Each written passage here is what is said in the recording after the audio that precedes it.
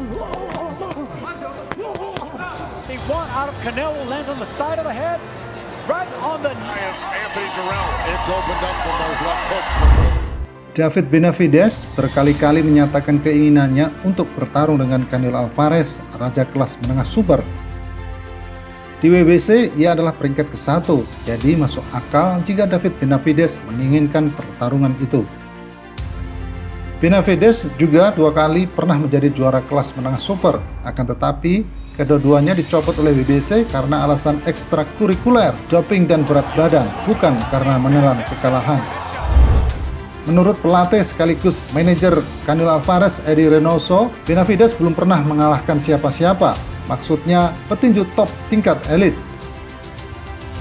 Yang ia banggakan hanya kemenangan atas Anthony Dirrell yang menurut saya bukan juara hebat. Banyak yang bilang Benavidez berlebihan. Apa motivasi kami untuk bertarung dengannya? Ia praktis belum memenangkan apapun. Ia bertarung dengan petinju-petinju kelas C. Ini agak seperti membuat saya frustasi, kata Reynoso kepada Diogo Benavidez. Ini agak seperti membuat saya frustasi karena semua orang mengatakan bahwa saya belum pernah melawan siapapun, bahwa saya tidak pernah bertarung di pentas bayar pertayaan. Saya bukan siapa-siapa, ini dan itu. Saya telah mengalahkan orang-orang yang harus saya kalahkan. Orang-orang senang melihat saya bertarung, jadi mengapa ia tidak ingin melawan saya? Saya merasa itu akan menjadi pertarungan yang hebat untuk para penggemar dan untuk dunia tinju, kata Benavidez mengacu pada pernyataan Reynoso dalam sebuah wawancaranya di podcast. Menurut David Benavidez yang mempunyai rekor 25 kemenangan tanpa pernah kalah ini, Canelo mestinya tak punya pilihan kecuali bertarung dengannya jika mengacu pada WBC. Itu jika Canelo memutuskan tetap di kelas menengah super. Belakangan, Canelo menyatakan keinginannya untuk bertarung di kelas penjelajah dan Benavidez belum punya rencana untuk naik kelas. Mereka bisa bilang ini dan itu, mereka bisa menghindari saya sekarang, tetapi saya tidak akan kemana-mana. Di masa depan, mereka tak punya pilihan lain kecuali bertarung dengan saya.